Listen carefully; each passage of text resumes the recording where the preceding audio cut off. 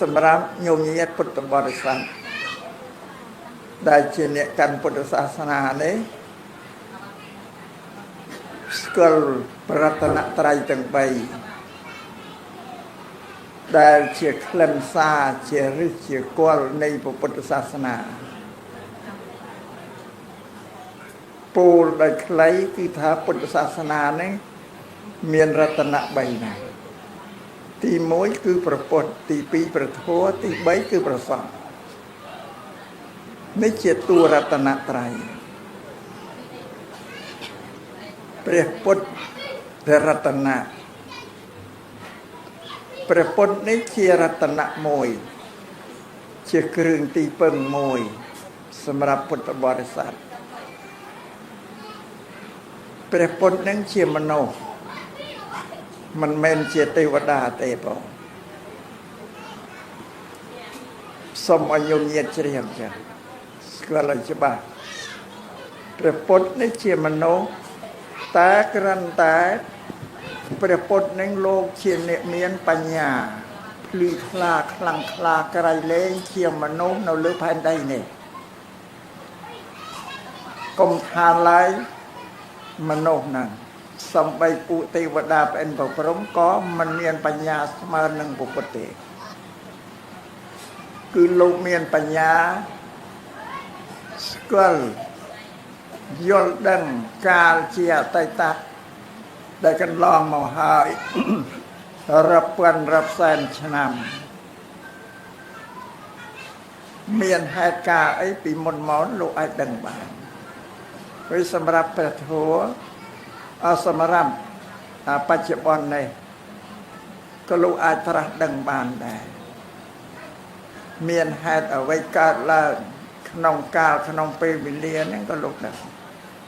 យ៉ាងណាគតកាលទៅខាងមុខរាប់សែនរាប់លានឆ្នាំទៅមុខក៏ព្រះអង្គទ្រង់ត្រាស់ដឹងដែរនេះឈ្មោះថាការដឹងណាសំបីតែចិត្តរបស់ញោមញាតិពុទ្ធបរិស័ទកំពុងតែអង្គុយនឹងគិតពីរឿងអីក៏ព្រះអង្គជ្រាបដែរយល់ដឹងដល់ចិត្តមនុស្សកំពុងតែអង្គុយគិតរឿងអីនឹករឿងអីក៏ព្រះអង្គជ្រាបដែរពេលរហូតដល់មានបុគ្គលណាមួយដែលត្រូវការមករកព្រះអង្គមកជួបនឹងព្រះអង្គហ្នឹងក៏ព្រះអង្គដឹងដែរដោយមានរឿងដំណាលក្នុងពុទ្ធសាសនាព្រះសម្មាសម្ពុទ្ធទ្រង់ពងប្រថាប់នៅក្នុងវត្តចេតពុននាក្រុងសាវត្ថីហ្នឹងកាលណាមានបុគ្គលណាមួយមានបំណងនឹងទៅជួបនឹងព្រះអង្គជ្រាបបានដឹងភ្លាមតើមានបុគ្គលនោះឈ្មោះនោះនៅស្រុកនេះភូមិនោះនឹងមកជួបដល់ថាគាត់ឥឡូវហ្នឹងឯងការដែលមកជួបនោះមានបំណងយ៉ាងម៉េចក៏ព្រះអង្គត្រាស់ដឹងដែរដល់ក្នុងពេលនោះព្រះអង្គទ្រង់ធ្វើប្រអស់ញញឹមព្រះអនន្តជាពុទ្ធឧបថៈដែលគង់នៅក្បែរហ្នឹងលោកជ្រាបថាកាលណាព្រះសម្មាសម្ពុទ្ធទ្រង់ញញឹមមិនមានហេតុអីកើតដែរទ្រង់ទូលសួរថាបបិទ្ធព្រះមានពុទ្ធិព្រះអង្គទ្រង់ញញឹមហ្នឹងដោយហេតុអីដែលព្រះអង្គប្រាប់ថាមនាលអនន្តនោះបន្តិចទៀតមានមនុស្សឈ្មោះនេះនៅក្នុងស្រុកនេះភូមិនេះនឹងមកកាន់ថាគាត់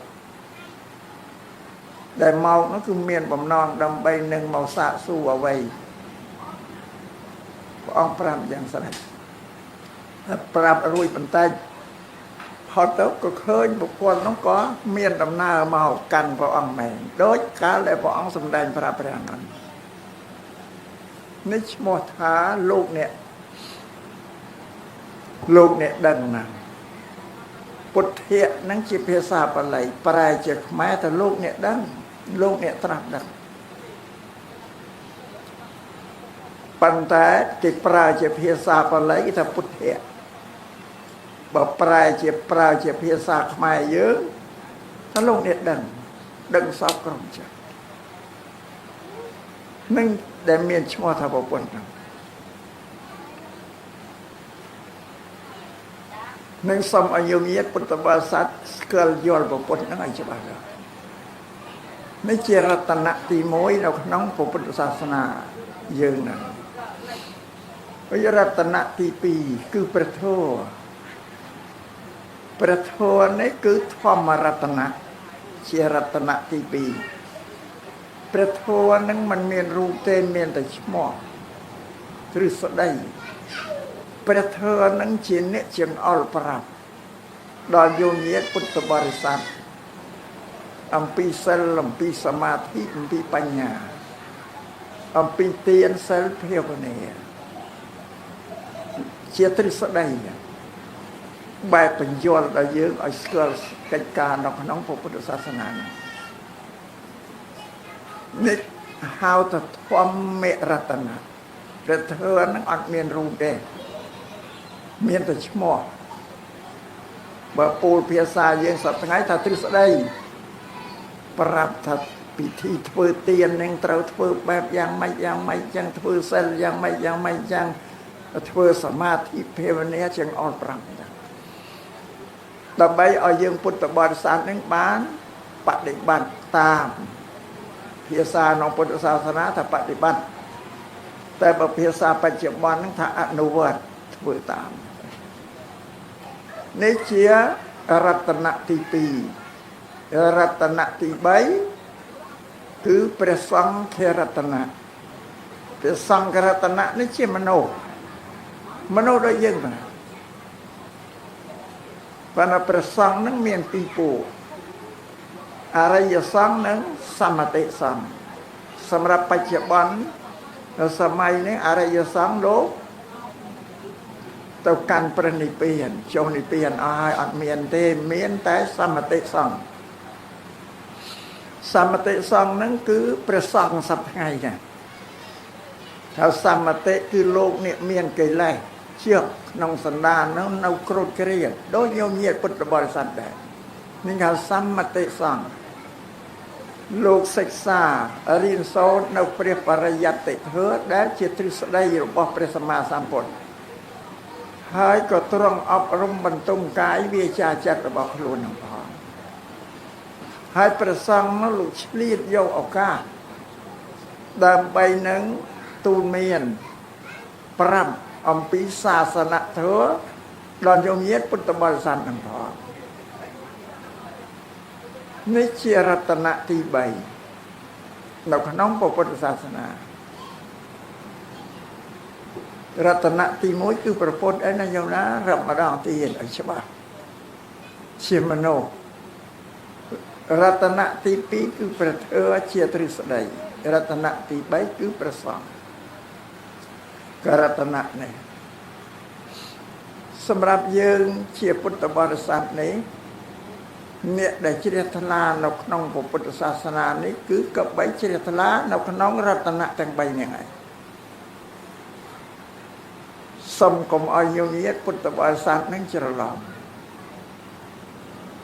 លោកថារតនៈនៅក្នុងលោកនេះមានច្រើនបែបច្រើនយ៉ាងណាក៏រាប់មិនអស់នេះឈ្មោះថារតនៈណាសម្រាប់យើងពុទ្ធសាសនាយើងមានពុទ្ធរតនៈធម្មរតនៈសង្ឃរតនៈនេះរតនៈរបស់យើងសម្រាប់រតនៈក្នុងលោកនេះមានច្រើនបែបច្រើនយ៉ាងមានអរុគអរៈនិតាអីទាំងអស់សត្វតែជារតនៈរបស់មនុស្សទាំងអស់ទីពឹងកាលណាមនុស្សមានភ័យជាទីពឹងរតនៈហ្នឹងឯងរតនៈប្រែថាវត្ថុដែលជាទីពឹងធ្វើចិត្តរបស់ខ្លួនឲ្យរួចផុតពីសេចក្តីទុក្ខភ័យកង្វល់គឺញោមញាតកាលណាមានភ័យឡើងបានស្រន់បួងសួងរកបារមីរកសច្ចាំងរកទេវតាប្អិនព្រហ្មឯណាត្រង់ហ្នឹងដែលវាខុសយើងអ្នកកាន់ពុទ្ធសាសនានេះគួរក៏បីរំលឹកដល់បរតនត្រ័យទាំង3មិនកាលណាយើងកើតភ័យកើតសេចក្តីខ្លាច សេចក្តីភ័យតក់ស្លុតកើតឡើងនោះទៅរំលឹកដល់រតនត្រ័យដតីយកមកជាទីពឹងទៅនៅវាខុសដែលអាត្មាសម្ដែងទស្សនាក្នុងការនេះពីបរតនត្រ័យចង់ជម្រាបញោមញាណតែទីពឹងរបស់យើងគឺពុទ្ធពធប្រសង្ឃទេដែលជារតនៈដល់ក្រៃលែងរបស់ផងយើងហ្នឹងវាដល់ញោមញាណអត់ដឹងมันយល់ច្បាស់ទៅទីពឹងរតនៈក្នុងសាសនាដទៃនឹងមានសច្ចាំងមានបារមីមានស្ដីអីណាសតែជារតនៈអរុបអរៈមេត្តាអីហ្នឹងទៅនៅវាខុសវាមិនមែនជារតនៈរបស់យើងទេនេះសូមបញ្ជាក់ប្រាប់ញោមញាណណាឲ្យដឹងសម្រាប់យើងអ្នកដែលកាន់ពុទ្ធសាសនានេះកាលណាមានសេចក្តីភ័យខ្លាចក្រវល់ក្រវាយអ្វីកើតឡើងគេរំលឹកដល់បរតនត្រ័យគឺពុទ្ធពធប្រសង្ឃគេមិនទៅរំលឹកដល់រតនៈដទៃទេវាខុសខុសទីពឹងរបស់យើងណាសូមឲ្យញោមញាណពុទ្ធបរិស័ទយល់ជ្រាបច្បាស់ឬដូចជាពុទ្ធជាបរមគ្រូនៃយើងព្រះអង្គត្រាស់ដឹងឡើងទ្រង់ឃើញសេចក្តីទុក្ខរបស់មនុស្សសត្វលោកទាំងអស់នឹងមានសេចក្តីទុក្ខកង្វល់ខ្វល់ខ្វាយក្នុងជីវិតដែលកើតដែលរស់ហើយនឹងកើតជាមនុស្សហើយនឹងវាត្រូវការលំបាកច្រើនជីវិតរបស់ញោមញាតពុទ្ធបរិស័ទនឹងគឺស្ថិតនៅក្រោមសេចក្តីទុក្ខសពបែបសញ្ញាញោមញាតគិតមើលញោមញាតណាដែលទំនេរកើតណាដែលនៅស្ងៀមកើតគឺរវល់ធ្វើកិច្ចការងារឲ្យល្វើករសឹបគ្រប់តែគ្នាក្នុងការចិញ្ចឹមជីវិតណានឹងជាសេចក្តីទុក្ខជាទុក្ខដទៃទៀតណាពីរឿងរ៉ាវដទៃទៀតដែលកើតឡើងពីក្នុងសង្គមណាមកប៉ះពាល់ដល់ជីវិតដល់សេចក្តីសុខរបស់ផងខ្លួនណាទើបព្រះសម្មាសម្ពុទ្ធព្រះអង្គសម្ដែងធ្វើទូលមានណែនាំបរិស័ទទាំងឡាយទាំងពួងឲ្យយល់អំពីជីវិតដែលរស់នៅហ្នឹងហើយក៏ព្រះអង្គទ្រង់សម្ដែងធ្វើទុកដើម្បីឲ្យបដិបត្តិដើម្បីនឹងរំដោះខ្លួនចេញពីទុកព្រះពុទ្ធសាសនានឹងជាសាសនាដែលត្រូវធ្វើការធ្វើកិច្ចការងារដោយខ្លួនឯងអត់មានពឹងអ្នកណាមួយមកជួយបានទេញោមញាតប៉ុន្តែដល់យើងមិនយល់ចេះតែហៅអតិភិបក្រៅនោះមកជួយនេះអាត្មាទេសនានឹងចង់បញ្ជាក់ចឹងថាប្រពន្ធលោកបញ្រៀនឲ្យធ្វើការទេអត់បញ្រៀនឲ្យទីពឹងគេទេព្រះពុទ្ធជាមនុស្សព្រះធម៌ជាទ្រឹស្ដីព្រះសង្ឃក៏ជាមនុស្សយកសត្វតែមនុស្សទាំងអស់ហើយត្រូវបង្រៀនមនុស្សនោះឲ្យធ្វើកិច្ចការងារទាំងអស់សម្រាប់ជាគ្រឿងអបស្តោបចិញ្ចឹមជីវិតរបស់ខ្លួននឹងឲ្យបានសុខសួស្ដីសេរីមង្គលព្រោះការងារដែលយើងធ្វើទេនេះសូមឲ្យញោមញាតយល់ឲ្យច្បាស់អំពីពុទ្ធសាសនាអត់មានតេតងនឹងអតិភិបខាងក្រៅទៅសុំជំនួយពីខាងក្រៅមកអត់បានទេអត់បានទេញោមប៉ុន្តែដល់ញោមខ្វះបញ្ញាក៏ចេះតែជឿទៅព្រោះជឿទៅពេញទឹកពេញដីទៅក៏អត់ប្រកាសយើងវាមិនស្គាល់ពុទ្ធសាសនានេះជាសាសនាដែលជឿហេតុផលហើយពុទ្ធលោកបញ្រៀនឲ្យញោមញាតឲ្យស្គាល់ហេតុផលហេតុគឺអ្វីខាងដើមដែលផ្ដើមឡើងហ្នឹងជាហេតុផលគឺដែលបានប្រយោជន៍មកអំពីហេតុដែលញោមញាតតែនិយាយថាកម្មផលកម្មគឺការងារដែលយើងធ្វើប្រយោជន៍ដែលបានពីការងារមកឈ្មោះថាផលពុទ្ធលោកឲ្យយើងជឿកម្មផលអ្វីដែលមិនមែនកម្មផលគឺមិនមែនពុទ្ធសាសនានឹងសូមឲ្យញោមញាតជ្រាប ហើយញោមញាតគិតមើលញោមញាតកើតមកយើងនិយាយថារស់មកពីក្មេងដល់កាលណាយើងមានគូមានសកលប្តីប្រពន្ធទៅយើងត្រូវរកសម្បត្តិដើម្បីនឹងចិញ្ចឹមជីវិតអាត្មាយើងគ្រួសារណាពីសួរទ្រព្យសម្បត្តិហ្នឹងបានពីណាថាទ្រព្យសម្បត្តិហ្នឹងកើតឡើងហ្នឹងពីកម្មនិងផលហ្នឹងឯងញោមញាតធ្វើរោ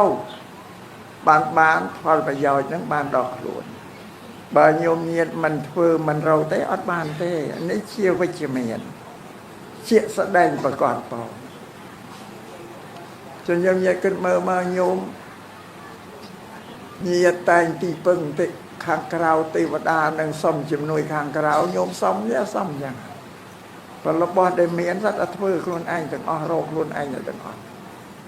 បាទយើងវាខ្វះការគិតពិចារណាមើលទៅចាតើសវេសវាទៅពេញទឹកពេញដីមកពីវាអត់ច្បាស់លាស់ព្រោះដល់វាមិនច្បាស់លាស់ទៅប្រពន្ធលោកថាយើងទៅប្រព្រឹត្តការងារដែលច្បោកច្បល់វាច្បោកច្បល់បានស្រាន់បួងសួងផងធ្វើខ្លួនឯងផងខ្ញុំគិតមើលមកធ្វើខ្លួនឯងក៏ធ្វើសុំទេវតាឲ្យជួយក៏សុំអានេះវាច្បោកច្បល់បើយើងច្បាស់លាស់តែបានពីយើងធ្វើតែមានតែហៅណាជួយខំតែនាំគ្នាធ្វើទៅកិច្ចការងារដែលល្អបានហើយក៏នេះពុទ្ធសាសនាជាសាសនាដែលបង្រៀនឲ្យធ្វើការទេអត់បង្រៀនឲ្យដល់សុំនិយាយទេក៏នឹងសុំឲ្យញោមញាតពុទ្ធបរិស័ទយល់ច្បាស់អំពីពុទ្ធសាសនាដែលអាត្មាសម្ដែងធ្វើនេះចង់បញ្យល់ញោមយ៉ាងណាព្រោះថាយើងពុទ្ធសាសនានេះយើងទីពឹងពុទ្ធប្រតិបត្តិប្រសង្ឃទេឯពុទ្ធប្រតិបត្តិប្រសង្ឃក្នុងទ្រឹស្ដីប្រតិបត្តិមិនឃើញឲ្យយើងទៅពឹងទេវតាណាទេឃើញឲ្យយើងធ្វើការទេព្រោះសូមឲ្យញោមញាតនេះយល់ឲ្យច្បាស់ឡើងចឹងកុំឲ្យវានៅទៅទីមទៅទៀមមិនដឹងឯណាអាទីមទៀមឆ្វេងស្ដាំមកពីយើងក៏អត់យល់បើយើងយល់ច្បាស់ទៅយើងធ្វើតាមយ៉ាងអាត្មាសម្ដែងធ្វើនេះអាចប៉ះទង្គិចទៅលើញោមញាតណាដែលជឿទេវតាខ្លាំងណាស់ក៏អាចប៉ះទង្គិចខ្លះប៉ុន្តែបើមិនឲ្យប៉ះទង្គិចខ្លះក៏មិនដឹងតែគិតយល់ចឹងតែអត់ប៉ះទង្គិចខ្លះតែយល់ត្រូវតែដឹងចឹងរួយក្នុងពុទ្ធសាសនានេះព្រះសម្មាសម្ពុទ្ធជាបរមគ្រូអត់បានឲ្យតម្លៃទេវតាទេអត់បានឲ្យតម្លៃទេវតាទេតែដល់ញោមទៅឲ្យតម្លៃទេវតាវាខុសពីប្រពន្ធញោមមកប្រពន្ធអត់ឲ្យតម្លៃទេវតាញោមជាគិតមើលមកផ្ទុយគ្នាហ្មងចាំអាត្មានឹងសម្ដែងប្រាប់ហើយញោមគិតមើលទាំងអស់គ្នាប្រពន្ធលោកថាទេវតានេះជាផលទេរីឯមនុស្សនឹងជាហេតុបើគ្មានមនុស្សធ្វើល្អគ្មានមនុស្សប្រកបដោយទានដោយសិលដោយភាវនាហើយជាអ្នកដឹងគុណមេត្តាបិតាបុព្វការីជនរបស់ខ្លួននោះទេវតាក៏អត់មានញោមមកលោកឲ្យតម្លៃមនុស្សទេឲ្យតម្លៃហេតុទេនោះអត់ឲ្យតម្លៃទេវតាទេសូមឲ្យញោមញាតជ្រាបចឹងព្រោះលោកបានប្រាប់បានទៅសារទេវតាគឺទៅសារមនុស្សធ្វើល្អបានទៅកើតទេវតាបានតែមនុស្សធ្វើអាក្រក់អត់ទៅកើតបានទេញោមគិតមើលប្រពន្ធលោកឲ្យតម្លៃមនុស្ស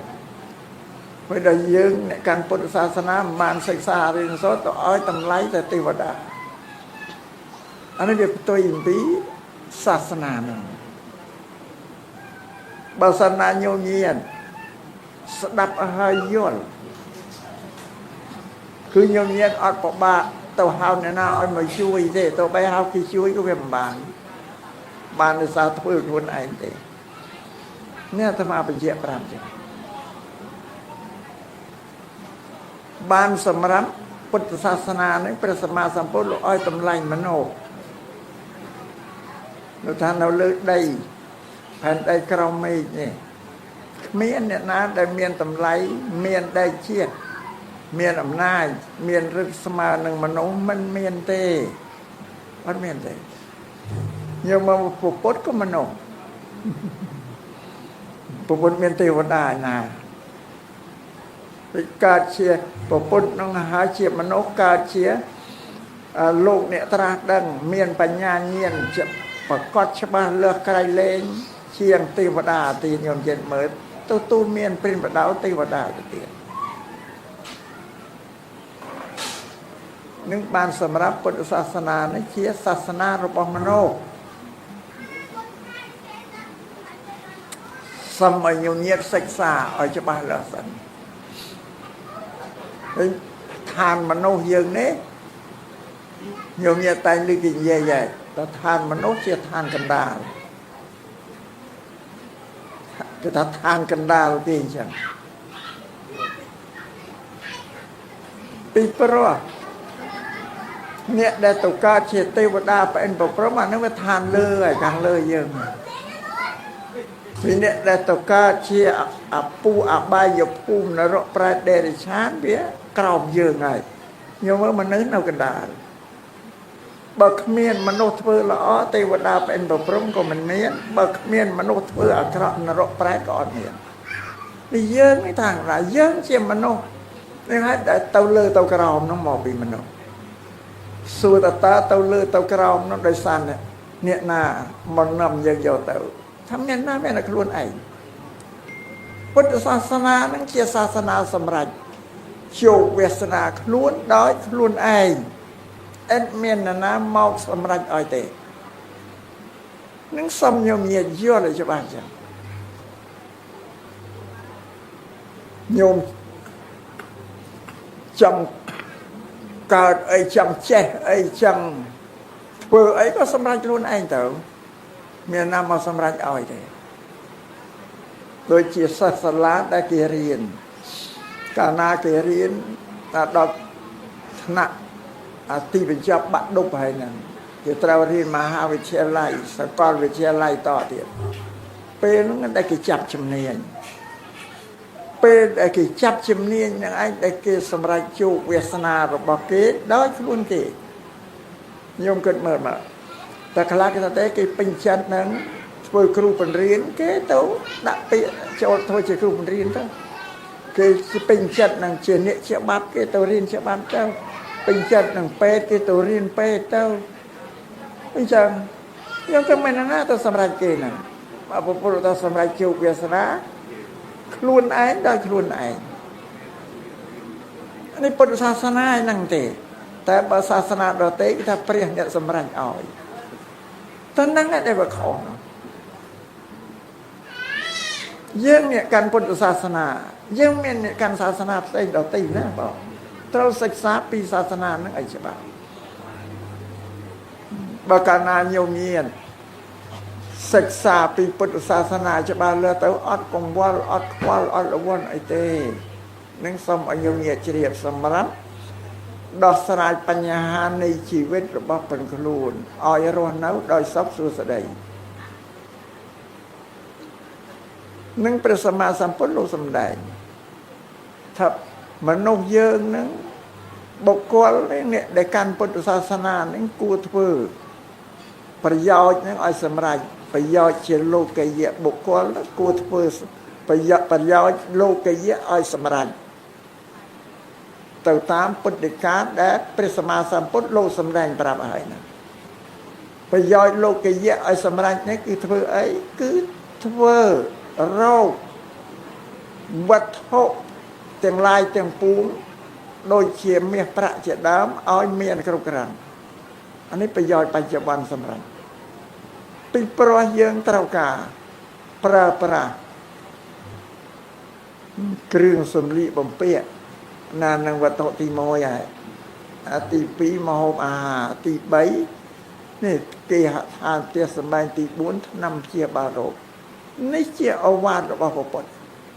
លោកទូលមានព្រាហ្មណ៍ដៅថាឲ្យយើងបរិស័ទនេះកបីរោគ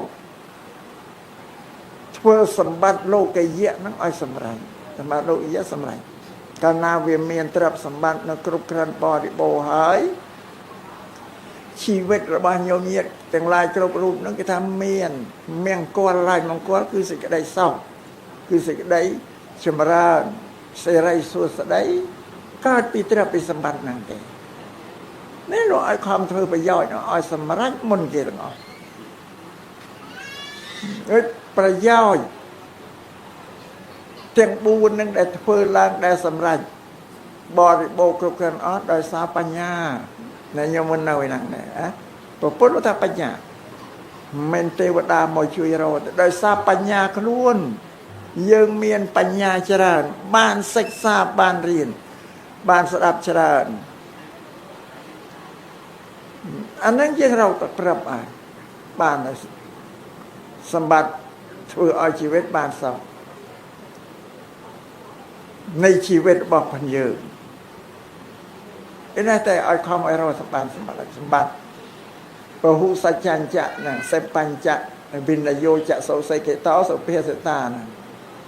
នោះថាកិរិយាបានស្ដាប់បានរៀនហើយដោយច្រើនមួយយ៉ាងណានោះប្រាប់ចម្រើនបញ្ញាការងារទាំងឡាយរបស់អ្នកបួសក្តីក្រហមក្តីដែលយើងចេះដោយប្រកាសហើយហ្នឹងណាពវិន័យដែលយើងបានសិក្សាហើយដោយប្រពៃមួយហ្នឹងប៉ុន្តែធ្វើឲ្យយើងមានបញ្ញាមានសេរីសួស្តីសម្រាប់ជីវិតហ្នឹងរកទ្រព្យរកសម្បត្តិបានយកមកចិញ្ចឹមជីវិតយើងឲ្យបានសុខសួស្តីប្រពន្ធលោកនិយាយតែពីខ្លួនយើងទេអត់បាននិយាយពីអីខាងក្រៅទេតែញោមញាតិពុទ្ធបរិស័ទឃើញទៅពឹងនៅខាងក្រៅអាត្មាឃើញអញ្ចឹងបានជាពិបាកចិត្តពេកដល់ទេសនាចេះតែបញ្យល់ញោមព្រោះបញ្យល់ទៅបើញោមណាដែលលងទៅខាងនៅខ្លាំងខាងណាអាត្មាមិនតាច់ទេបើមុនខាងអាត្មាសួរគេសួរឯងទៅណាញោមណាអ្នកមកពីកម្ពុជាដូចគ្នាក៏មិនអ្នកមិនដឹងទេតែជាការពិតព្រះអង្គតែសច្ចធម៌បើថាឲ្យពឹងខ្លួនឯងពឹងកាយពឹងវិជ្ជាពឹងចិត្តពឹងបញ្ញានឹងឯងបានហើយបងសម្បត្តិជាលោកយៈហ្នឹងនឹងសម្រេចកើតមានដល់ញោមញាតិពុទ្ធបរិស័ទទាំងអស់ព្រះពុទ្ធលោកកែប្រែចិត្តពូជរបស់ព្រះពុទ្ធនៅក្រោមអធិពលរបស់សាសនាព្រាហ្មណ៍ទាំងអស់ខ្ញុំសិក្សាទៅឃើញនៅឥណ្ឌានោះសាសនាព្រាហ្មណ៍កើតក្របដណ្ដប់មុនព្រះពុទ្ធនឹងកើតក្រោយទេក៏កើតឡើងសម្ដែងធ្វើទេសនាប្រាប់បរិស័ទទាំងអស់ទៅប៉ុន្តែបរិស័ទដែលមានបញ្ញាបានគេទទួលយកបានគេទទួលយកធម៌របស់ព្រះពុទ្ធបានដល់គេទទួលយកធម៌របស់ព្រះពុទ្ធបានដល់ជីវិតគេវាស្រួលវាអត់ខ្វល់ខ្វាយចម្ពាក់ចម្ពិននឹងអ្នកដទៃនឹងចាបើសិនណាជាយើងមិនយល់ច្បាស់ទេពីពុទ្ធសាសនាទេវាចម្ពាក់ចម្ពិនទៅនឹងកិច្ចការខាងក្រៅនឹងចាធ្វើខ្លួនឯងហ្នឹងធ្វើខ្លួនឯងធ្វើឲ្យនៅតែពឹងគេទៀតពឹងគេមិនបានក៏នៅតែពឹងរបស់ដែលមានគឺធ្វើខ្លួនឯងទេញោមគិតមើលវាទាំងពីរយ៉ាងទៅមិនទៅបើញោមយល់ច្បាស់ថាទេអត់រវល់ទេជឿព្រះពុទ្ធឲ្យគឺខំធ្វើការធ្វើងារទៅបោកខំអប់រំកាយវាចាចិត្តឲ្យទៅបានស្អាតល្អទៅជៀសវាងអំពើអកុសលអំពើទុច្ចរិតទៅបានសុខហើយជីវិតនៅប៉ុណ្ណឹងទេនឹងពុទ្ធសាសនាសូមឲ្យញោមញាតិនឹងយល់ញោមញាតិអាត្មាលើករឿងមួយពីពូសម័យប្រពន្ធដែលព្រះអង្គគង់នៅលោកទៅទេសនាប្រុសពួកព្រាហ្មណ៍អ្នកកាន់សាសនាព្រាហ្មណ៍ណាពួកនេះគ្រុនអញ្ញដេរថៃសបៃបរពាជៈទេសនាប្រុសកាលណាគេស្ដាប់បានហេតុផលនឹងគេយល់ពីហេតុផលគេជ្រះថ្លានឹងព្រះពុទ្ធហើយគេក៏វែងសាសនាគេចោលក្នុងមុខព្រះពុទ្ធក្នុងព្រាហ្មណ៍អាជំនឿគេពីមុនដែលអត់មានប្រយោជន៍ទេគេយល់ นั่นคือประกาศคือถ้าบอกเป็นประโคดำได้จำรานเธอได้พระองค์สำแดงในย่อมย่อฉบับคือถ้าฉบับแต่งอย่างนั้นโดยเมื่อเคยอย่างเสียวิจารณ์อย่างให้เก็บประกาศล้วนถ้าบอกเป็นประโคดำได้จำรานท่านนี้เวหะไปโดยเชียร์ระบอดได้ประกาศโยมเยียยกอ้อมยกชนั่งตัวประกาศเนี่ยเลี้ยงประมาณ100 เมตรก็เพื่อมันเศร้ามันต้องชนั่งนางบานแต่พอเมื่อออกจากเราแล้วงาเมื่อลังเลือหายก็อ้อมชนั่งนั่งตัวโยตึกบานนะต่อเลี้ยงเมาสระเจ้าเลยเธอพ่อผมก็สระเจ้าเลยจะสระบานผมเราสาวแต่โดยเชียกี่กรอบระบอเมียระบอโยกับรอบตัวกรอบจ้ะแล้วโดยกี่ตัวเตียนกันรอบนั่งเชนหมอไอ้เคยระบอไอ้กรอบก็กี่กรอบเมื่อว่าเคยผมเราสาวแต่โดยกี่ปรับเพลาดอกปูชวนเนี่ยวงวิ่งเพลาดาวแต่วงวิ่งเพลานั่งตื้อหน้าไล่ก็จริงว่าดาวเมียงกี่ปรับแต่ว่าเกิดตื้อนั่งจะมาตามผมเราสาวแต่โดยกี่อัดเพลิงอัดประตีเตอผมปลื้มขนมตีได้งงเงินก็ดำไปเอามนุษย์ได้เมียนภายในพลื้มนะเคยรู้ขนมตีงงเงินทางบ้านถ้าฉบับถ้าบอกเป็นประโคดำได้จำรานฉบับเลือดถ้าฉบับเต้นตูรประคนเจ้ายังขยำปองซ้อมดาวนาประโคดำได้จำรานพองยังประเทอพองประสังพองเชียตีเปิงตีเหล็กซ้อมประโคดำได้จำรานสมเกลขยำปองนั่งเชี่ยวบาซอตั้งปีทั้งไงในไอ้ต่อเรียงเต่าชั่วโมงเท้าบาสะบาสกาคือเก็บปึ้งแต่ปรัตนตรัยตัวใบเจสนับร้อนนาเกอัตโยอติเพียบกล่าวมาปึ้งเนี่ยนะโยมอัตบันเนี่ยตาไอ้เนี่ยโดนนาบารมัยหมดเลยนะคือเก่งงบร้อนนึงปรัตนตรัยอีปึ้งอะไรไง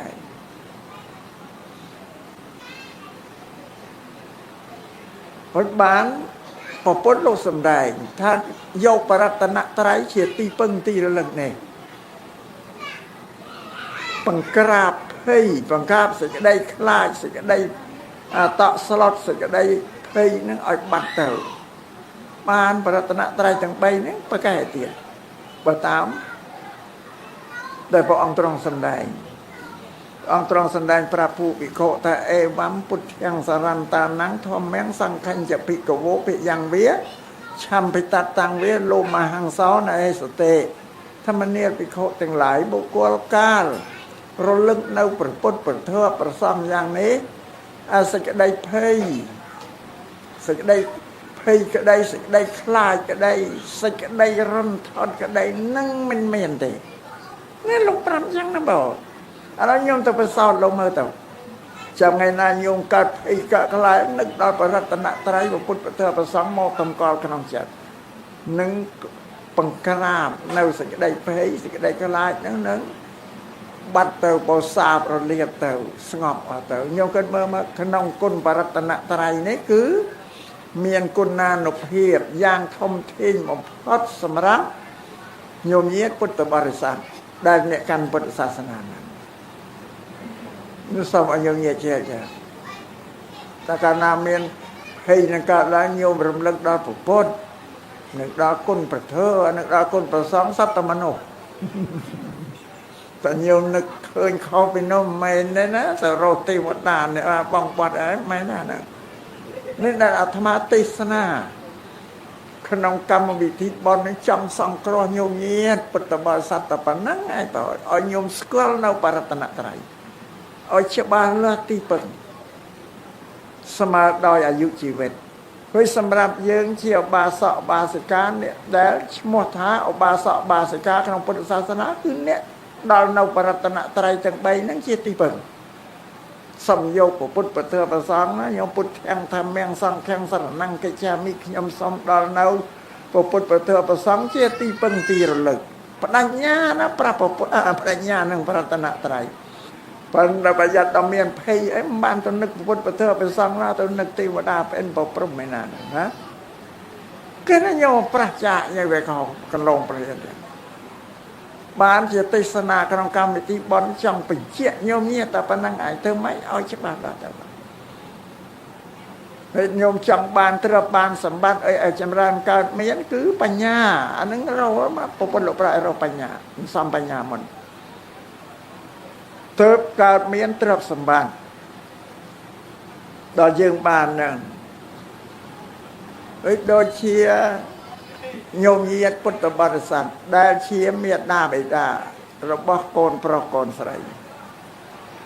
អ្នកអាត្មាសម្ដែងប្រាប់ញោមតាមពុទ្ធសាសនាទេណាបងញោមចិញ្ចឹមបីបាច់ថែរក្សាកូនប្រុសកូនស្រីរបស់ញោមញាតគឺរឿងរបស់ប្រើប្រាស់4យ៉ាងហ្នឹងញោមញាតរោគចិញ្ចឹមកូនអស់ហើយមានគ្រប់អស់គឺញោមឲ្យកូនរៀនសាងបញ្ញារបស់កូននោះឲ្យកើតឡើងនេះបានជាសេចក្តីសង្គ្រោះរបស់មេត្តាបិតាសង្គ្រោះកូនឲ្យកូនរៀនសូត្របាទសន្សំបញ្ញាអានឹងជាពុទ្ធដីការបស់ព្រះពុទ្ធដែរអាត្មាប្រាប់តែព្រះពុទ្ធថាឲ្យសំបញ្ញាឲ្យញោមម៉ែឪនេះឲ្យកូនប្រុសកូនស្រីទៅរៀនឲ្យមានចំណេះចេះដឹងវិញអ្នកដែលមានចំណេះចេះដឹងក្នុងអ្នកដែលអត់ចំណេះចេះដឹងមានកម្បាំងហើយនៅក្នុងភូមិរបស់ញោមនេះមើលដល់គ្រប់តែគ្នាតែអ្នកដែលក្រខ្សត់មកពីវល់ងងហើយអ្នកដែលគេមានគឺមានបញ្ញាហ្នឹងឯងនេះជាពុទ្ធដីការបស់ព្រះពុទ្ធមើលទៅគេជាស្ដែងបានអញ្ចឹងសូមឲ្យញោមញាតហ្នឹងឲ្យកូនរៀនសូត្រណែនាំឲ្យកូនហ្នឹងរៀនពីប្រទ្រព្យសម្បត្តិគ្រឿងឧបភោគបរិភោគចិញ្ចឹមជីវិតញោមញាតជាមេត្តាបិតារោគត្រៀមឲ្យអស់ហើយឲ្យកូនរៀនឲ្យបានដល់ត្រើយនៃការរៀនសូត្រនោះដល់ត្រើយការរៀនសូត្រគឺយកបណ្ឌិតឲ្យបាននេះអាត្មាទេសនាតាមពុទ្ធសាសនាប្រាប់ត្រង់ហ្នឹងណាបងអានេះដកតនេះបន្តិចតនោះបន្តិចយកមកសំដែងបញ្យល់ញោមតែហ្នឹងពុទ្ធជាគ្រូលោកបណ្ឌិតណាធ្វើម៉េចលោមកូនប្រុសស្រីរៀនសូត្រទៅឆ្លងឲ្យដល់ត្រើយនៃវិជ្ជាបញ្ញាហ្នឹងគឺយកបណ្ឌិតឲ្យបានហ្នឹងពុទ្ធលោកប្រាប់តែកាលណាមានបញ្ញាគ្រប់គ្រាន់ហើយលោកឪពុកអ្នកម្ដាយហ្នឹងมันព្រួយมันលំបាកឲ្យនឹងកូនទេគេរកទ្រព្យបានហើយជាងកាគេរកបានច្រើនជាងយើងទៀតព្រោះគេចេះច្រើនជាងយើងដូចជាលោកពុកអ្នកម្ដាយជាដូនជាតាអីសម័យមុនហ្នឹងអត់បានរៀនសូត្របានចេះដឹងច្រើនទេស្រុកវាកើតសង្គ្រាមកលយុគហ្នឹងធ្វើម៉េចរក្សាជីវិតឲ្យតែរស់បានទៅវាមិនបានផងណាឲ្យបានហើយក៏ដល់ស្រុកស្រួលទៅមានកូនម្ចាស់ឲ្យកូនរៀនសូត្រទៅអានឹងជាពុទ្ធសាសនាដែលពុទ្ធលោកបង្រៀនយើងហើយឲ្យសង្គ្រោះកូនយើងហ្នឹងដល់កូនមានបញ្ញាគ្រប់គ្រាន់ហើយអត់ពិបាកទេដូចញោមញាតមានចែកទ្រព្យចែកសម្បត្តិអីឲ្យនៅហ្នឹងហើយបញ្ញាហ្នឹងគេរកបានរួចគេហើយយើងអត់ភ័យអត់ព្រួយអត់ខ្វល់អីទេតែបើកូននឹងវាល្ងងហើយយើងម៉ែឪហ្នឹងងាប់ទៅគេថាបិទភ្នែកអត់ចិត្តទេព្រោះងាប់អីនៅបើកភ្នែកកន្លោអញ្ចឹងមែនទេគេថាព្រួយចិត្តក្នុងកូនបិទភ្នែកមិនចិត្តខ្មោចបើកភ្នែកមើលព្រួយចិត្តកូននេះជាពុទ្ធដីកាពុទ្ធអវាទរបស់ព្រះពុទ្ធអាត្មាសម្ដែងប្រាប់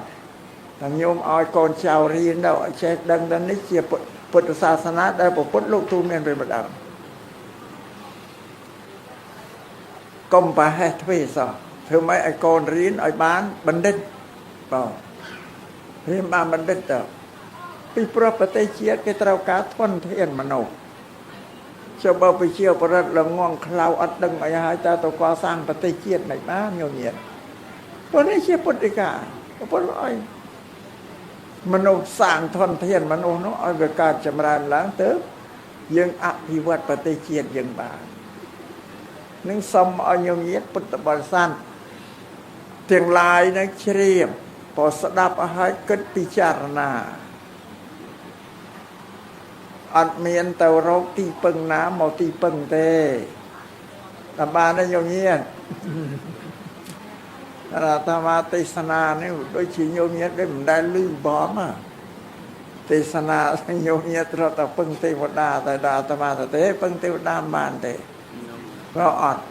បានពេលសម្រាប់បន្តិចក៏បានស្ដាប់មក បាទអាត្មាទេសនាមិនបានទេសនាទៅណាវិញឆ្ងាយទេតែប៉ុណ្ណឹងឯងបងបញ្យល់ញោមញាតឲ្យយល់ដឹងសិនតើឲ្យពឹងខ្លួនឯងសិនតើ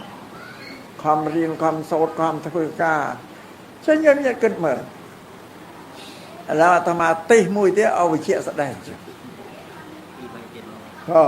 ឲ្យវិជ្ជាស្ដែងញោមញាតឥឡូវគិតមើលពុទ្ធលោកសំដែងអំពីចិត្តរបស់មនុស្ស4យ៉ាងចិត្តណា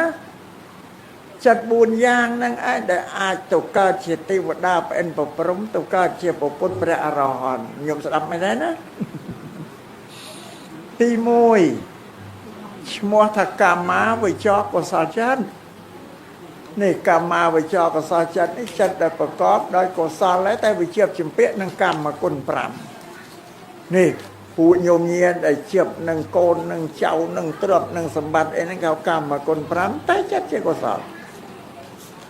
នេះពួកក្រុមទី1កម្មាវិជ្ជាកុសលចិត្តនេះអស់ជីវិតទៅកើតក្នុងឋានសួគ៌6ជាតិ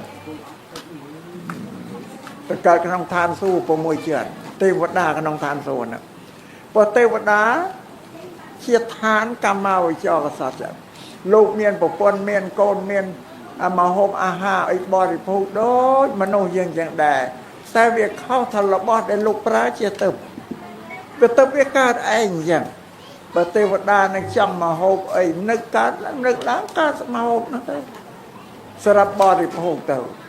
អត់មានឆ្នាំងមានចង្ក្រានអីផលិតដូចយើងទេទេវតាដែលរបស់ដែលកើតឡើងដោយការសាទើបបនដែលនៅពីមនុស្សអានឹងចិត្តទី1កម្មាវិជ្ជាកុសលចិត្តទី2រូបាវិជ្ជាកុសលចិត្តពួកលោកនេះចម្រើនសមាធិអប់រំចិត្តរបស់លោកឲ្យបានចិត្តនឹងរួចផុតពីកិលេសគេថាអបណាសមាធិបានសម្រេចឈានគឺចិត្តនឹងវារួចមានសេរីភាពឈាននឹងមាន5បឋមឈានទុតិយឈានតតិយឈានចតុតឈានបញ្ចមឈានរូបឈានមាន5ពួកនឹងដែលអស់ជីវិតទៅកើតក្នុងឋានព្រំមានរូប16ឈានមនុស្សណានេះចិត្តជាកម្មាវិជ្ជាយ៉ាងប៉ុណ្ណារួចចិត្តទី3គេហៅអរូបាវិជ្ជាកុសលចិត្តឬអរូបាវិជ្ជាកុសលឈានពួកមនុស្សនឹងឯងដែលចម្រើនសមាធិអប់រំចិត្តឲ្យបានឡើងដល់ចិត្តជាអបណាសមាធិចម្រើនចូលទៅកាន់ឈានដោយមិនយករូបណាមកជាទីតាំងក្នុងចិត្តទេគេបរិកម្មថាអាកាសអនន្តោថាអាកាសដែលរហលេវឥតមានអ្វីជារូបលាយឡំសោះវារហលេវអស់ដល់បានសម្រេចឈានគេហៅអរូបឈានពួកនឹងដល់អស់ជីវិតទៅកើតក្នុងព្រំឋានព្រំមានរូប4ជាន់នឹងជាមនុស្សដែរណាខ្ញុំស្ដាប់ណាមនុស្សតទី4ថាលោកកតរៈចិត្តលោកកតរៈចិត្តគឺចិត្តរបស់ព្រះពុទ្ធចិត្តរបស់ព្រះអរហន្តអរិយសង្ឃទាំងឡាយនោះលោកកំចាត់កិលេសអស់ហើយអត់មានសេះសល់ទេអស់កិលេសកាលនិព្វានកិលេសនិព្វានកិលេសគឺលោករស់នៅនឹងបានរបស់អីដែលល្អប្រើក៏លោកមិនត្រេកអររបស់ដែលវាសៅមងក្រោតក្រៀតក៏លោកមិនទៅឆ្ដោកមាល់អីធម្មតារស់ទៅផងយ៉ាងនេះចិត្តព្រះអរហន្តដែលអស់កិលេសគឺចិត្តលោកនៅស្ងប់ចឹងពេលអត់ចេះភ័យចេះខ្លាចទៀតយើងបទជននេះខ្លាចណាភ័យណាញោមណាណាយកកំភ្លើងយកផ្គាក់លំពេងមកជំរាបចលោយើងភ័យយើងរត់គេព្រះអរហន្តអត់ទេយកមកគំរាមលោកឯងក៏លោកអង្គុយស្ងៀមអត់មានភ័យខ្លាចអីទេអ្វីដែលឲ្យធ្វើឲ្យចិត្តនឹងត្រេកអររីករាយអ្វីដែលធ្វើឲ្យចិត្តនឹងភ័យខ្លាចគឺកិលេសនឹងវាធ្វើឲ្យភ័យឲ្យខ្លាចបើអស់កិលេសមានណាធ្វើឲ្យភ័យខ្លាចទេអត់ទេស្ងៀមចិត្តព្រះអរហន្តដែលអស់កិលេសគឺអញ្ចឹងសំបីតលោករស់នៅក៏លោកមិនត្រេកអររស់នៅក៏ពងើយទៅ โดยเฉพาะกรรมกรตัวสิชนูลគេធ្វើការរាប់ថ្ងៃខែឲ្យតែអត់បាន30ថ្ងៃមួយខែនឹងបានរង្វាន់ពីការងារដែលធ្វើព្រះអរហន្តលោករត់អញ្ចឹងឯងរងចាំតែកាលបរិនិព្វានមកដល់នេះចិត្តពួកអ្នកអស់កិលេសខ្ញុំគិតមកអត់ទេឋានលើទេវតាព្រំមានរូបព្រំអត់រូបហើយនឹងព្រះអរហន្តដែលជាមនុស្សខ្ញុំគិតមើលសត្វតែមនុស្សទាំងអស់សត្វតែមនុស្សទាំងអស់ហើយមនុស្សហ្នឹងគឺណានាគឺខ្ញុំមានគ្រប់គ្នាហ្នឹងឯងជាបេក្ខភាពទេវតាបេក្ខភាពបាទព្រះព្រំមានរូបអត់រូបជាបេក្ខភាពរបស់ព្រះអរហន្តសត្វតែមនុស្សនេះឯងទេសនានេះនិយាយឲ្យច្បាស់លើបញ្ជាក់ចា៎ថាមានណាក្រៃលែងជាមនុស្សទេកុំឲ្យញោមទៅជឿណាដល់ខុសដល់ទេទៅបញ្ចុះខ្លួនឯងអត់ខំធ្វើទេមិនខំធ្វើខ្លួនឯងឲ្យទៅជាទេវតាមិនខំធ្វើខ្លួនឯងឲ្យទៅជាព្រំមានរូបអត់រូបអីហ្នឹងមិនខំធ្វើខ្លួនឯងឲ្យទៅជាព្រះអរហន្តហ្នឹងខ្ញុំនិយាយមើលណាសម្រាប់ពូអ្នកទៅក្រោមទេខ្ញុំសត្វតែមនុស្សទាំងអស់មានណាប្រកែកជាងមនុស្សទេវិញញោមចង់ទៅណាញោមនិយាយចង់ទៅណាម៉ែញោមនិយាយចង់ទៅណានិយាយមកចង់ទៅលើទៅក្រោម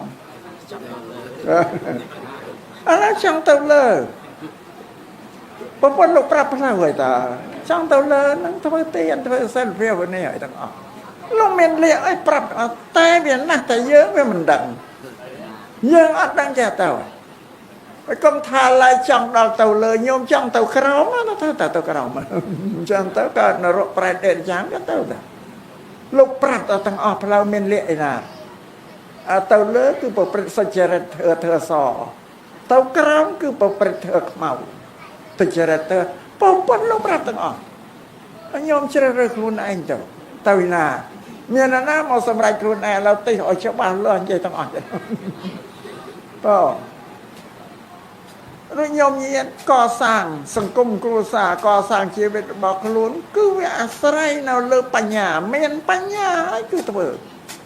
រកទ្រព្យរកសម្បត្តិឲ្យបានមកអានឹងហើយជាជីវិតដែលបានទទួលនៅសេចក្តីសុខសម្រាប់យើងគ្រប់គ្នាដែលជាអ្នកកាន់ពុទ្ធសាសនានោះខ្ញុំក៏មើលហ្នឹងទេផ្លូវណាសូមឲ្យញោមញាតជ្រាបរួចតែសម្រាប់ពុទ្ធសាសនាលោកឲ្យយើងសង្គ្រោះគ្នាសង្គ្រោះដោយញោមញាតនេះធ្វើបុណ្យតិកិណានុបទានឧទ្ទិសជូនដល់អ្នកស្លាប់នេះអានេះជាកិរិយាដែលអ្នករស់សង្គ្រោះអ្នកស្លាប់លោកលះលោកវិផុតទៅហើយយើងនៅតែមិនភ្លេចគុណលោកទេជាមនុស្សគឺអត់មានភ្លេចគុណយើងទៅរកគាត់ក៏មិនឃើញគាត់ក៏មិនដែលមកប្រាប់យើងតែក្នុងពុទ្ធសាសនាលោកប្រាប់ថាមានតែធ្វើតិខេណានុបទានឧទ្ទិសកុសលផលបុណ្យនឹងជូនទៅលោកនេះសម្រាប់លោកអ្នកដែលលះលោកនឹងទៅកាន់លោកខាងមុខហើយខ្លីទេតែសម្រាប់អ្នកដែលមានជីវិតរស់នៅដូចជាលោកឪពុកអ្នកម្ដាយក្តីជាបុព្វការីជនរបស់ផងយើងដែលរស់នៅថាក៏បីយើងជាកូនចៅនឹងមានកិរិយាតបស្នងសងគុណលោករកឲ្យសងគុណប្រពុតលោកបង្រៀនឲ្យកូននោះសង្គ្រោះម៉ែឪខ្ញុំមកធ្វើប្រពុតតេតងទៅនឹងមនុស្សទាំងអស់ម៉ែឪគាត់ចាស់ហើយអញ្ចឹងគាត់វិញប្រពុតទៅអញ្ចឹងគាត់វិញបើកូនខ្លះអត់សូវរវល់នឹងម៉ែឪទេណាហ្នឹងចឹងប៉ុន្តែបើសម្រាប់អ្នកកាន់ពុទ្ធសាសនាហើយដឹងនៅពាក្យទូមានពេញរដូវរបស់ប្រពុតគួរក៏បីឧស្សាហ៍ព្យាយាមចិញ្ចឹមបីបាច់ថែរក្សាលោកព្រោះលោកមានជីវិតចាស់ក្រំគ្រាហើយលោកធ្វើអីអត់កើតទេព្រោះយើងកូនមួយហ្នឹងទាំងស្រីទាំងប្រុសនេះប្រើប្រាស់សម្បត្តិទ្រព្យរបស់គាត់អស់ច្រើនណាស់ណាពីកើតមកមួយថ្ងៃមកទល់អាយុជាង20នេះគាត់មើលទៅយើងប្រើសម្បត្តិទ្រព្យគាត់ពេលដល់យើងចិញ្ចឹមគាត់វិញមិនចិញ្ចឹមឯណាបានច្រើនបារម្ភបានគ្រប់ដែលយើងប្រើរបស់គាត់ហ្នឹងវាអត់គ្រប់ទេបើបានអន្តាញ់អន្ទួយទៅក៏គាត់អស់ជីវិតបាត់ទៅហើយ បានតែក្នុងពេលដែលលោកនៅនឹងក៏បីយកចិត្តទុកដាក់ក្នុងការចិញ្ចឹមបីបាច់លោកនឹងកុំឲ្យប្រងើយកន្តើយមិនមើលសក់មើលទុករបស់ពន្លោកនេះជាមេរៀនតែប្រពន្ធលោកបញ្រៀនមេរៀនទី2ឲ្យយើងនឹងជួយធ្វើកិច្ចការងាររបស់លោកពុកអ្នកម្ដាយគាត់ចង់បានអីគាត់ចង់ធ្វើអីគាត់ចាស់ហើយធ្វើបើអត់កើតយើងកូនប្រុសស្រីដឹងថាលោកពុកអ្នកម្ដាយចង់បានអីគប់បីប្រាប់បងប្អូនទៅធ្វើការងាររបស់គាត់នឹងឲ្យសម្រេចទៅតាមទឹកចិត្តដែលគាត់ចង់បាននោះនឹងមេរៀនប្រពន្ធដែរគេលោកបញ្រៀនណាហើយមេរៀនទី3ឲ្យយើងកូនប្រុសស្រីថែរក្សាពូជពងវងត្រកូលរបស់គាត់កុំឲ្យធ្លាក់ចោលម៉ែឪនឹងក៏មានមេត្តាករុណាមានសេះទានមានសិលភាវនាចេះសង្គ្រោះដល់ជីវិតរបស់មនុស្សនៅក្នុងភូមិផងរបងជាមួយគេមានទុកអីក៏ជួយសង្គ្រោះគេណាអានេះត្រកូលដ៏ល្អហើយក៏បីយើងកូនចៅថែរក្សាលំអានពវេនីត្រកូលរបស់យើងកុំឲ្យធ្លាក់ចុះដោយសារយើងលោកពុកអ្នកម្ដាយអ្នកសិលអ្នកទានឲ្យដល់កូនមកអត់សាសនាក៏មានអីក៏មាននេះបំផ្លាញវងត្រកូលឲ្យខូចចោលហើយពុទ្ធសាសនាអត់រួចខ្លួនទេយើងកូនបំផ្លាញត្រកូលដែលល្អឲ្យធ្លាក់ចោលខូចដោយសារយើងហ្នឹងក៏ត្រូវមានទោសដែរបានទី4លោកឲ្យយើងនេះចងចាំនៅពាក្យទូលមានព្រានប្រដៅរបស់លោកដែលលោកធ្លាប់ឲ្យអវាទទូលមានណែនាំឲ្យធ្វើល្អអ្វីដែលធ្វើមិនល្អលោកហាមមិនឲ្យធ្វើយើងចងចាំឲ្យជាប់យកមកអនុវត្តប្រចាំជីវិតនេះធ្វើទាំង4យ៉ាងនេះគឺយើងសង្គ្រោះពេលដែលលោករស់នៅទី5កាលណាបលោកអស់ជីវិតទៅហើយក៏បីធ្វើតិកណានុបទាននឹងឲ្យទិសជូនទៅលោកនេះមេរៀនរបស់ពុទ្ធគឺលោកបញ្រៀនតេតងតែនឹងជីវិតរបស់មនុស្សទេសូមឲ្យញោមញាតិពុទ្ធបរិស័ទជ្រាបពីពុទ្ធសាសនានោះបើញោមញាតិស្ដាប់បានយល់ហើយអត់ពិបាកអីទេបងធ្វើទៅធ្វើទានធ្វើសិលធ្វើភាវនាទៅមានទៅពិបាកគិតអីទេវតាឲ្យតែធ្វើទានធ្វើសិលធ្វើភាវនាងប់ទៅកាទេវតាពេលនោះតែញោមកុំទៅស្រវាសតិញចឹងចង់ទៅកើតគេធ្វើហេតុហ្នឹងហេតុហ្នឹងហេតុដែលទៅកើតទេវតាហ្នឹងបានទៅកើតបងឥឡូវប៉ណ្ណឹងយកទៅទេសនានេះនិយាយប្របាច់ពពូវិតនេះតែតំណតែប៉ណ្ណថានិយាយទៅលំមុំតែញោមញាតស្ដាប់បានទេបងដកពីតំណតែតំណតែយកមកអធិប្បាយបញ្យល់ដើម្បីឲ្យវាបានសពគ្រប់លើក្នុងកម្មវិធីបុណ្យនេះបងដល់ចឹងធ្វើទេសនាដែលសម្ដែងក្នុងឱកាសនេះក៏លំមុំគួរសមណាស់អាត្មាឃើញមើលមិនអត់ទេនេះណាđể chưa bao nhẹ ruộng nấu đồ ruộng nấu chưa bao bao gì cả rồi nấu nấu có tao còn